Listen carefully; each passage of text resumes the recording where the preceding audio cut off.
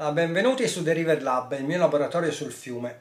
Oggi faremo la riparazione di questo televisore qui, perlomeno tenterò la riparazione di questo televisore qui, che è fermo dal 1999 e è una riparazione. Chiaramente questo è un televisore a cinescopio, non è un televisore a cristalli liquidi, e dato che io non ho l'antenna qua dentro e lui riceve solamente segnali analogici, sicché non riceve ovviamente segnali TV correnti, useremo questo generatore dell'Unaom che generava all'epoca tutte le frequenze disponibili TV, e non solo, chiaramente generava anche tutto quello che era necessario per la taratura del TV, cioè i colori, le barre di colori, il cerchio, la serie di quadretti per la geometria e anche un test di definizione per capire se il televisore era,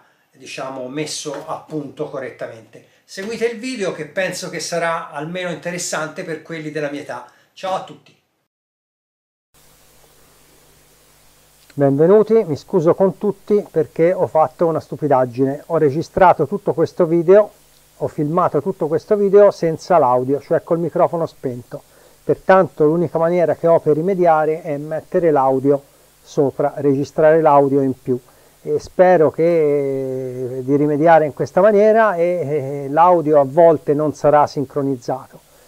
Comunque spero mi perdonate. Allora, noi ci accingiamo a fare una riparazione di questo TV Rex che è del gruppo Seleco. Il gruppo Seleco è a Pordenone, da non confondersi con la Rex Elettrodomestici, che è sempre a Pordenone, è sempre la stessa catena, però la Rex Elettrodomestici faceva il bianco, cioè lavatrici e asciugatrici, quelle cose lì.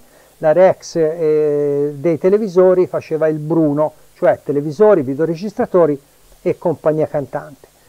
Questo televisore è fermo dal 1999, me l'hanno dato per farci un video, e praticamente il guasto che ha è che fa la preaccensione, ma quando si fa a far partire dal telecomando o dalla tastiera va in protezione, sicché presumo, così a occhio anche prima di aprirlo, che sia un problema sul finale di riga o sul trasformatore di riga. Spero il finale di riga, perché se fosse il trasformatore non ce l'ho e non si può fare niente. Comunque andiamo avanti e proviamo a accendere il televisore. Ecco, proviamo ad accendere. Proviamo ad accendere. Il televisore va in preaccensione e vediamo cosa succede quando si pigia il pulsante di accensione, che sarebbe la stessa cosa di farlo partire dal telecomando. Queste due lineette indicano che il televisore è un BS700. Un BS65 avrebbe due occhiettini al posto delle lineette. Sto parlando di telaio, perché il BS700 era un telaio che era usato per piccoli formati, diciamo fino a 14 pollici. Ora proviamo a farlo partire. Ecco, il televisore è andato in protezione praticamente. Lo spengiamo e lo giro e vediamo un attimino di smontarlo e vedere come è fatto dentro. Ora apro il televisore, prenderò un cacciavite, diciamo, abbastanza lungo, perché le viti, diciamo, sono parecchio in dentro in questi televisori qui. Cacciaviti più piccoli davano noia, il manico toccava praticamente. Leviamo le viti, levo anche la seconda vite, la telecamera a volte va fuori fuoco, e guardiamo come è fatto dentro. Probabilmente ci sarà molta polvere nel televisore. Ora lo capovolgo un attimino e proviamo a aprirlo. Tolte le viti, faccio un pochino leva con un cacciavite a taglio e dovrei riuscire, se ben ricordo come si fa, a tirare via lo schienale praticamente. Ora lo schienale si dovrebbe alzare. Ecco fatto. ci siamo quasi, ecco, sta arrivando. Ecco come è fatto un televisore a tubo catodico. Ora lo volto un attimino, lo volto e si vede l'interno del televisore. Purtroppo è molto polveroso e la telecamera è andata fuori fuoco, anche se è una telecamera che dovrebbe essere eccezionale, almeno me l'hanno venduta per quello, però ha la cattiva abitudine che ha un fuoco molto veloce e se ne va fuori fuoco. Praticamente vi giro il televisore, ma si può vedere tranquillamente che è veramente pieno di polvere, sicché andrà ripulito, perché non si vede nemmeno i componenti come sono fatti, praticamente non si legge niente. Ora ve lo inquadro un attimino dalla camera in alto. Ecco, no, ho sbagliato, eccolo qua. Ora è dall'alto e come vedete è veramente sporco, non si vede assolutamente niente, né nessun componente né altro. Anche il cinescopio è tutto sporco, sicché una cosa che andrà fatta prima di metterci le mani è andare a soffiarlo. Vedete che anche i componenti stessi non si leggono praticamente. Ci levo un po' di polvere per far vedere qualcosa, ma se non si pulisce, a parte che si va a lavorare nello sporco, però anche i componenti non si vedrebbero. Perciò aspettate un attimino, vado a soffiarlo e torno. Ecco fatto, il televisore è stato soffiato, diciamo non è una specialità, però perlomeno si legge il valore dei componenti e le scritte che ci sono sullo stampato. E ora lo giro un attimino e per chi non ha mai visto un televisore a tubo catodico cerco di spiegare un attimino le varie cose. Qui ovviamente questo è il cinescopio, poi abbiamo questa scheda qui che contiene i transistor che comandano i cannoni per il colore e l'alta tensione. Praticamente l'alta tensione è in quel cavo lì che è corrisposto al televisore, vediamo se si vede meglio. Quella ventosa lì è i 25.000 volts circa che vengono eccola lì, che vengono dal trasformatore di riga e alimentano il cinescopio. Praticamente dal trasformatore di riga si va lì sulla sommità del cinescopio, mentre invece in quella basetta lì c'è la parte del fuoco che va anche al trasformatore di riga. Ci sono due regolazioni, una è del fuoco, una è della G2, e poi ci sono i vari transistor che comandano i cannoni del cinescopio per il colore. Praticamente RGB, rosso, verde e blu, quei tre colori primari faranno tutti i colori poi nel cinescopio. Praticamente funziona, diciamo, in questa maniera qua. Poi vediamo cosa vi posso dire ancora. Sposto un attimino il televisore. Allora, il primo integrato che vedete lì sotto, si intravede fra i fili, è quello che genera la frequenza orizzontale del televisore e praticamente andrà a comandare il finale di riga. Ora vediamo se vi faccio vedere meglio lì sotto quell'integrato che si vede un attimino male, ecco, che sto indicando. Praticamente fa tutta la gestione del colore insieme con una linea di ritardo che, se riesco, ve la faccio vedere, e insieme a un quarzo. La linea di ritardo è quella blu che vedete in questo momento qui, e poi c'è un quarzo che in questo momento non lo sto vedendo, e tutta quella parte lì gestisce il colore. Diciamo, si guastasse la linea di ritardo, per esempio, o il quarzo, il televisore funzionerebbe comunque, ma si vedrebbe in bianco e nero praticamente. Allora andiamo avanti.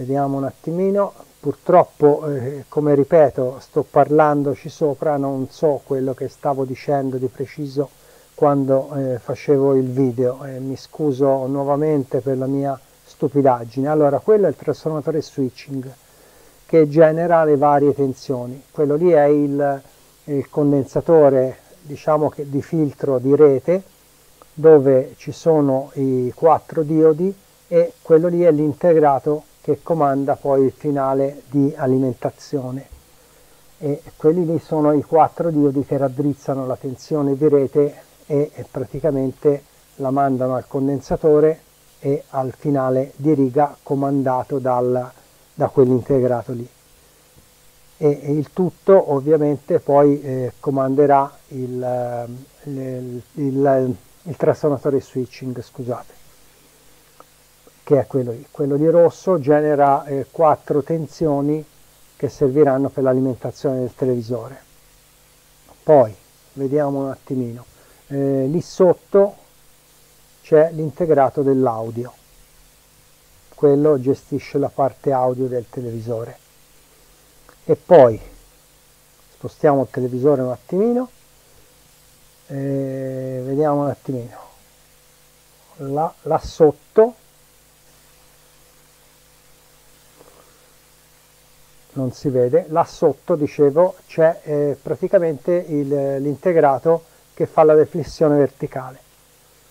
Ho tolto l'altoparlante, è quello lì fa la deflessione verticale del televisore. Poi vediamo un attimino, quello lì è il tuner, quella scatolina metallica lì è il tuner che viene comandato ovviamente dal microprocessore per la sintonia dei canali. Lì c'è un ingresso del segnale di antenna. Il sintonizzatore gestisce tutte e 3 le bande, prima banda, terza banda e quarta e quinta banda, che sono insieme, e tramite un varicap, un diodo varicap, una tensione che gli arriva, permette la sintonia di tutti i canali che c'erano, diciamo, tutte le frequenze dei canali TV. A volte succedeva che si rompeva lo spinotto proprio lì di antenna, perché il cliente forzava lo spinotto e alla fine gli rimaneva tutto in mano e bisognava smontare tutto il tuner, che era possibile smontarlo comunque per risaldare lo spinotto e ripristinare i collegamenti. Ora giro il TV e andiamo a vedere il finale di riga, vi faccio vedere in che punto è messo. Cambio un attimino prospettiva dalla telecamera, sposto il televisore in maniera da farvi vedere dove è alloggiato il finale di riga, che andremo a misurare e poi a rimuovere. Cerco di avvicinare un attimino ora la telecamera in maniera che si veda qualche cosina, diciamo. Ecco, il finale di riga è alloggiato in quel punto lì dove si vedono i 3 pallini. Ho avvicinato un attimino, anche se non è molto a fuoco. In quel punto lì c'è il finale di riga, quelle lì sono le 3 saldature del finale di riga che ora poi andremo a misurare con un multimetro. Ora cerco un attimino il multimetro e vediamo un attimino di misurare se, diciamo, è in cortocircuito, cosa che non credo, o più probabilmente è in perdita. In quella maniera si spiegherebbe perché a cose normali il televisore riesce ad andare in stand-by ma non riesce poi a partire. Prendo un attimino un multimetro e si vede un attimino insieme. Un altro problema, che spero che non sia dal solito difetto, potrebbe essere il trasformatore di riga in cortocircuito, ma se fosse quello, come vi avevo accennato prima, non ho il ricambio. Vediamo un attimino lo schema elettrico comunque. Ecco, vediamo nello schema la parte che ci interessa, che è il finale di riga che va a comandare il trasformatore dell'alta tensione. Quello è il finale praticamente. Ora vedo un attimino se riesco a avvicinare un attimino meglio lo schema elettrico per farvi vedere meglio. Allora, dicevo, il finale di riga è questo, quello è il pilota, e il finale di riga genera una frequenza, oscilla a 15.625 Hz in maniera che il trasformatore possa generare i 25.000 volt che alimentano il tubo catodico. Inoltre il trasformatore di riga genera anche la tensione che alimenta il filamento e altre tensioni che servono per altre cose del televisore, non genera solo l'alta tensione il trasformatore di riga. Scusate se mi lego, ho la bocca asciutta per doppiare qua.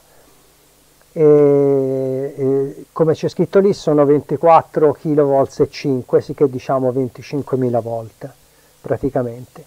E ora quello è il finale che andrò a cambiare o a misurare, e proseguiremo con l'indagine sul televisore.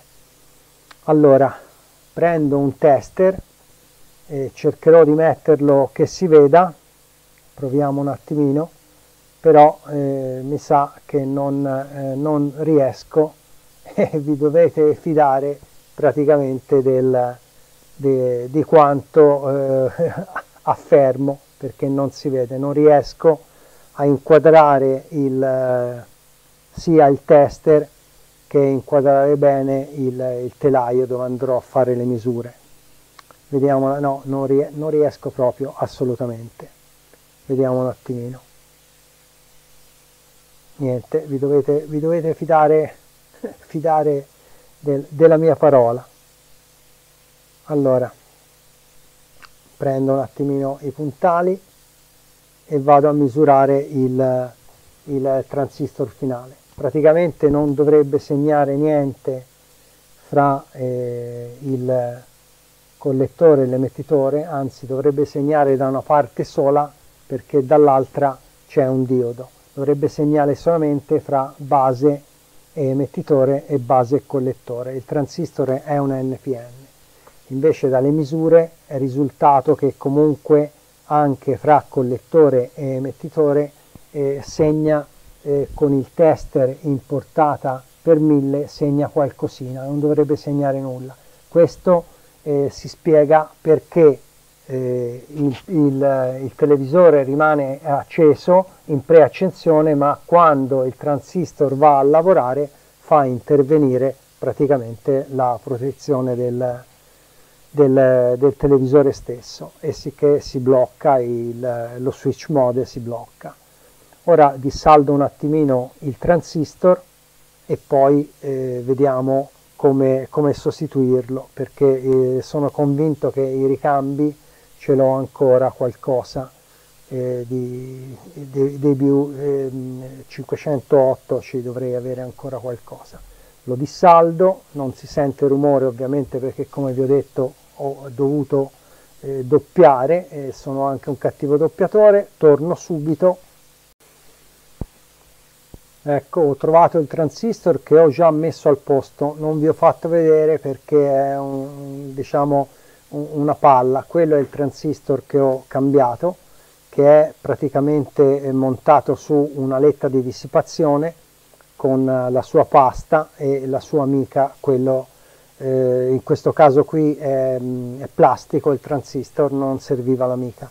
L'ho già rimontato perché tanto avrei comunque tappato tutto con le mani e sicché non avreste visto nulla comunque. Ora lo saldiamo e poi lo saldo, invece che lo saldiamo visto che sono solo, comunque lo saldiamo perché siamo insieme, e una volta saldato andremo a provare nuovamente il televisore.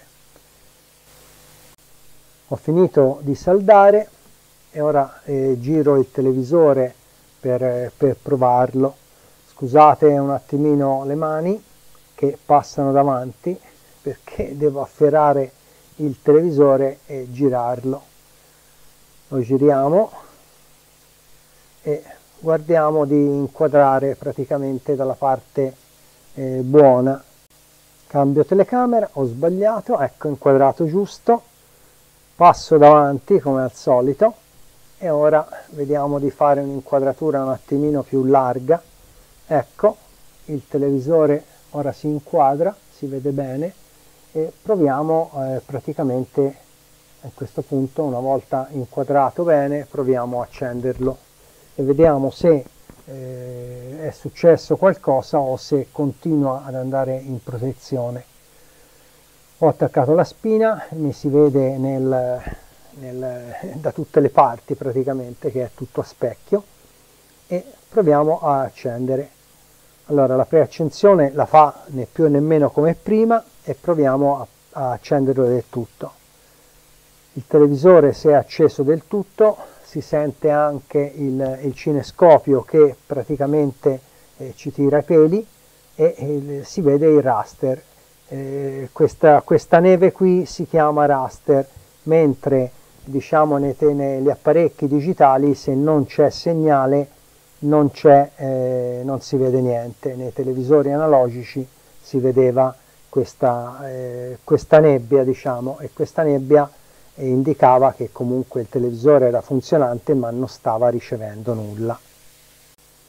Ora, dato che io qua in laboratorio non ho una presa d'antenna, perché ovviamente non riparo i televisori e non mi serve, collego il televisore a un generatore di segnali TV dell'Una Home che avevo e vi faccio vedere un attimino come è fatto. Il generatore dell'Una Home riesce a generare tutti i segnali TV e anche tutte le forme diciamo sullo schermo per poter tarare la geometria e il colore e diverse cose.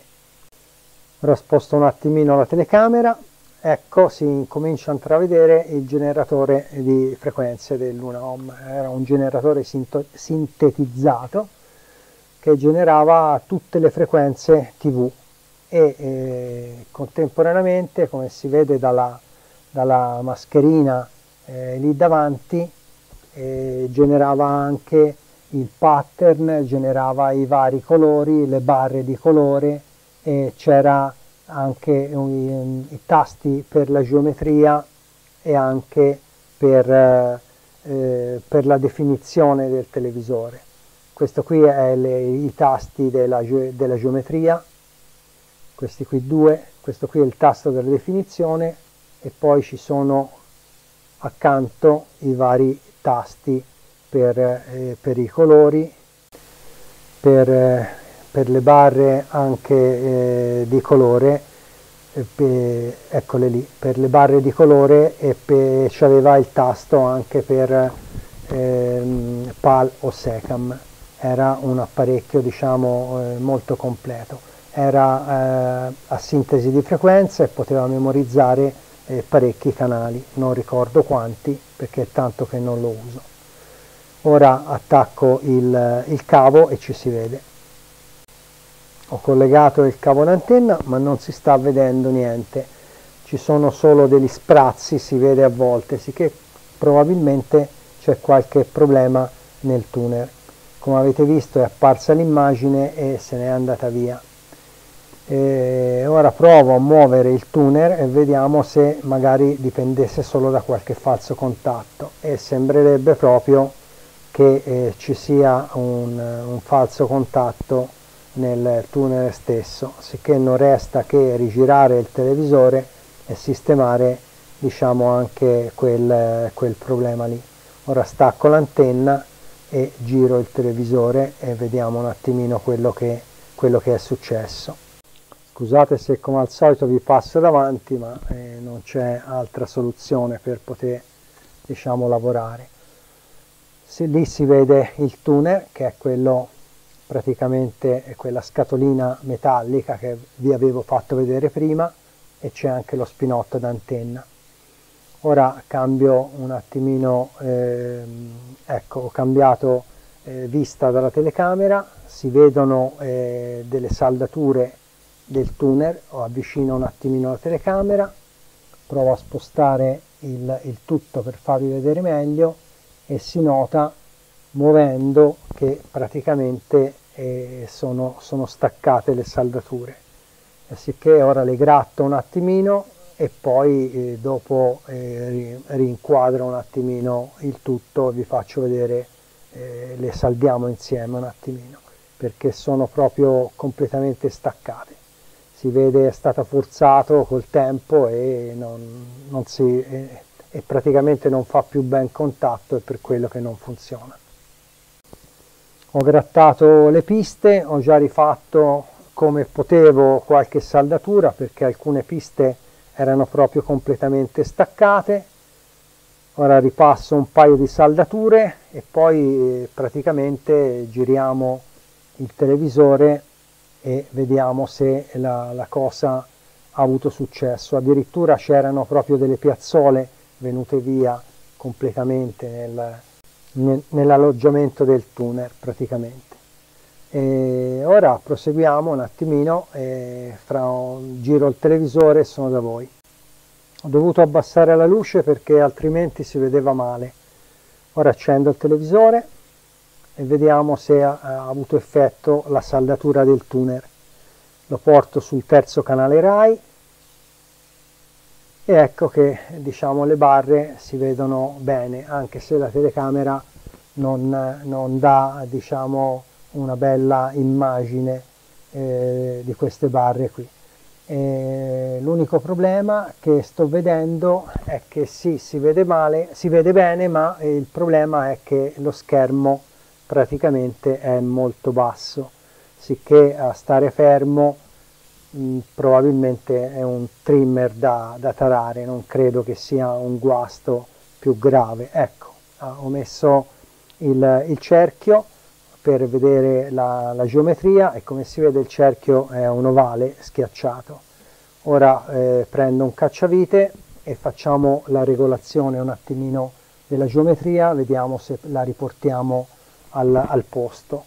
Un attimino solo, che eccolo qua, cerco il cacciavite, l'ho trovato.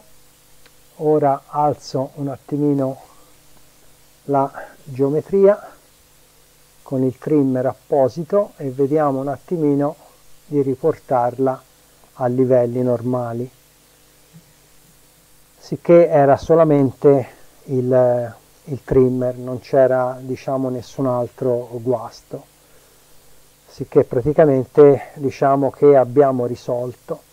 Ora vi volevo spiegare detto male, lo sapete, io non voglio insegnare niente, però volevo farvi vedere lo schema elettrico prima di chiudere a blocchi insieme con voi per capire dove siamo andati a lavorare nel televisore. Qui la riparazione praticamente è riuscita e io proseguirei un attimino con lo schema elettrico prima dei saluti. Vi volevo spiegare brevemente le funzioni di questo generatore TV, praticamente di frequenze TV, molto brevemente, così l'avete visto in video e lo conoscete un attimino meglio. Allora, era un generatore all'avanguardia per l'epoca, poteva, come vedete qui, fare tutte le frequenze TV, compresa la frequenza intermedia, e con questi due tasti si mandava avanti o indietro, si sceglieva la frequenza che si voleva, in questo caso 647 e 250 è diciamo il terzo canale Rai. Poi con questi tasti qui potevamo memorizzare le varie posizioni, in maniera da i canali che venivano usati di più li avevamo già disponibili.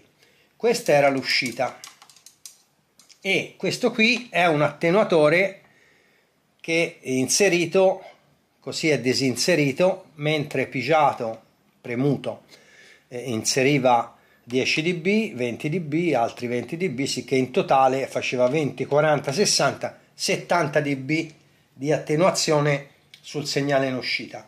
Questo voleva dire che mettendo il cavettino all'ingresso del sintonizzatore si poteva anche vedere la sensibilità del televisore, che non desse problemi in ricezione, perché magari un segnale forte si vedeva e un segnale ai limiti non si vedeva più, però si capiva se il tuner rientrava nelle specifiche o meno, se il televisore, diciamo, sintonizzava bene o meno.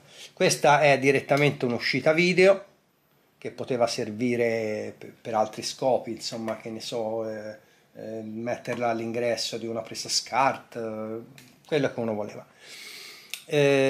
Qui ci sono, questa qui regolava la percentuale di crominanza del televisore, e questo qui è un tasto che come si dice, questo qui è un tasto che inseriva il sistema PAL.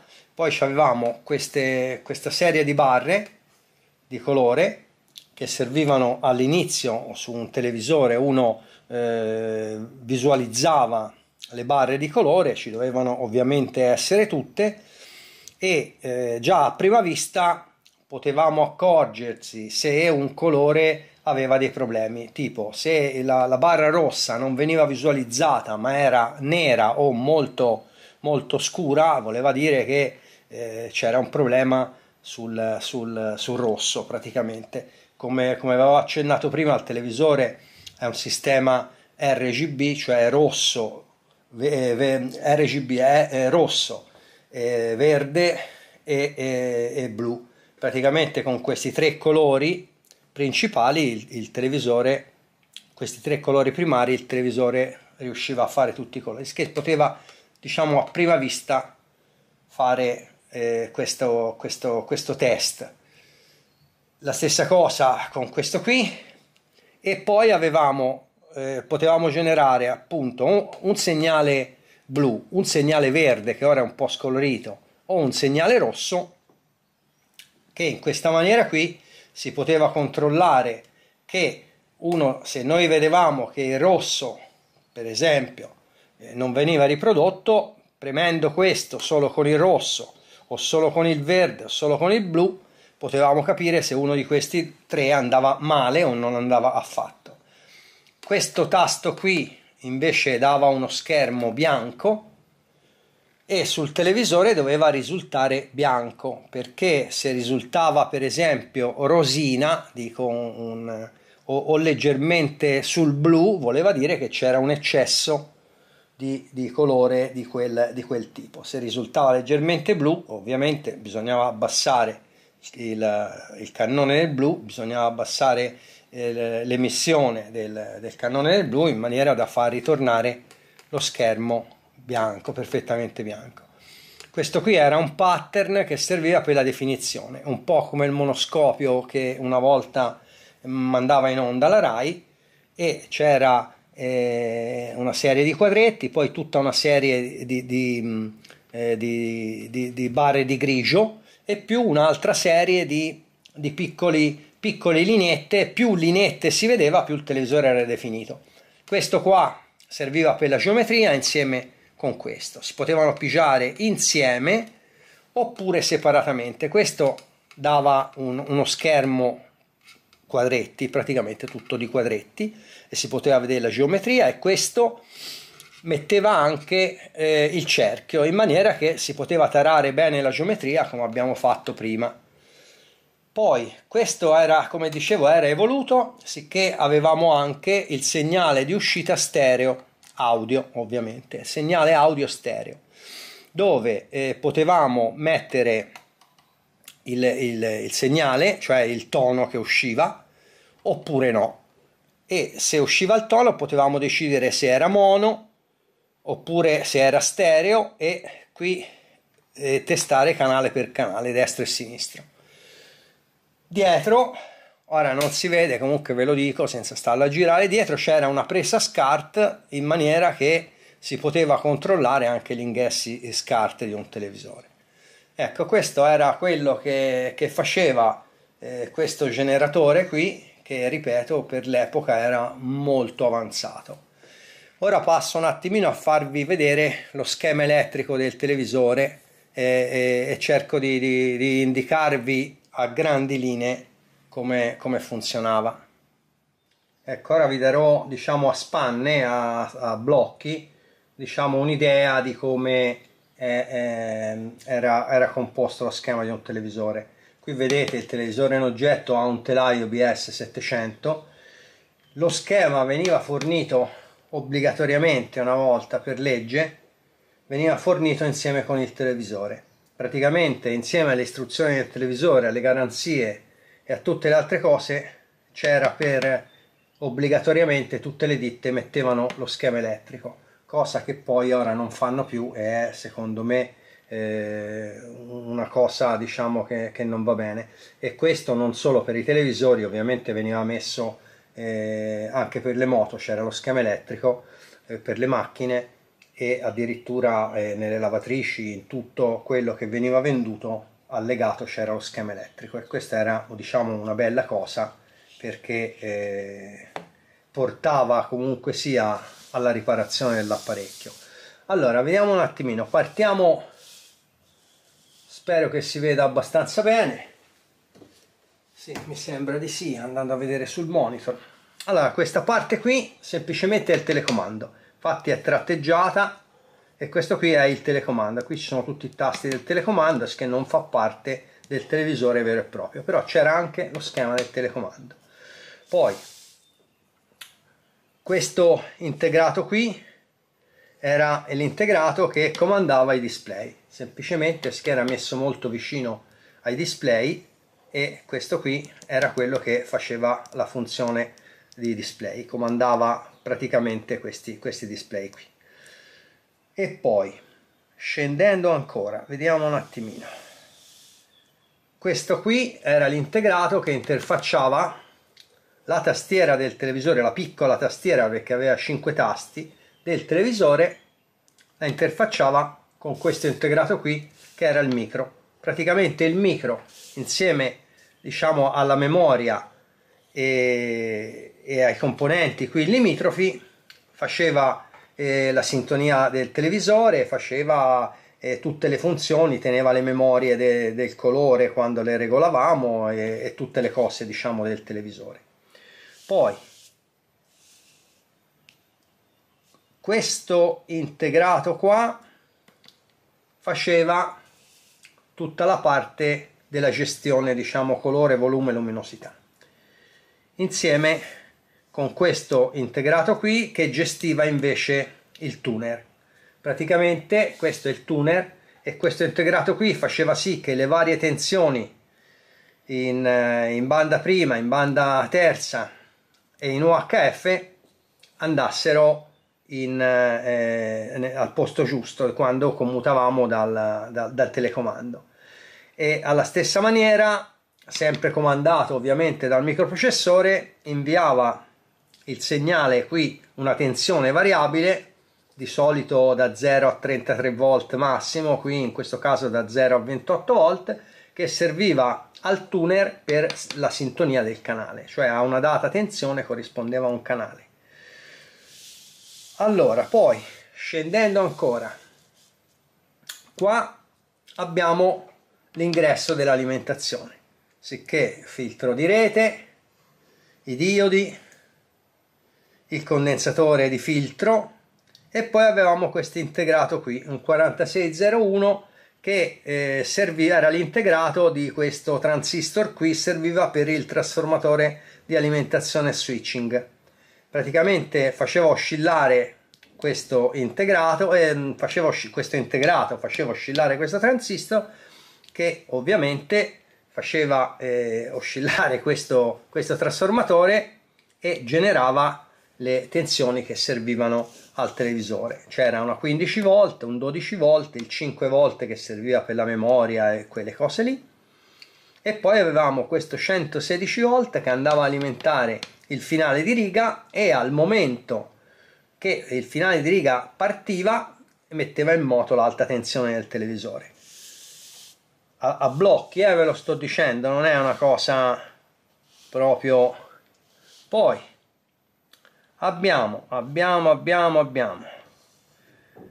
abbiamo questo integrato qui, un 4502, che faceva la parte orizzontale del televisore, sicché sincronismi orizzontali e tutto quello che serviva poi per comandare anche il finale di riga, che è qua. Era quello che faceva partire il segnale a 15.625 Hz e comandava il finale di riga per generare l'alta tensione e anche alcune tensioni più basse. Si è detto, questo faceva l'orizzontale, mentre questo integrato qui, che è disegnato più piccolo e che è anche più piccolo nella realtà, era montato su una letta di dissipazione e faceva il verticale. Questo è il trimmer che abbiamo tarato perché il verticale era stretto, sicché guastandosi questo integrato qui faceva una riga orizzontale da lato a lato dello schermo perché non apriva il verticale. Possiamo considerare l'integrato del verticale quasi come un amplificatore di bassa frequenza. Allora, poi che ci abbiamo? Questo integrato qui, che è il 3301B, faceva tutta la parte del colore, sicché demodulava il colore insieme a un quarzo che oscillava e insieme a una linea di ritardo. Ora lo sto dicendo, faceva molto di più, ma insomma lo stringo.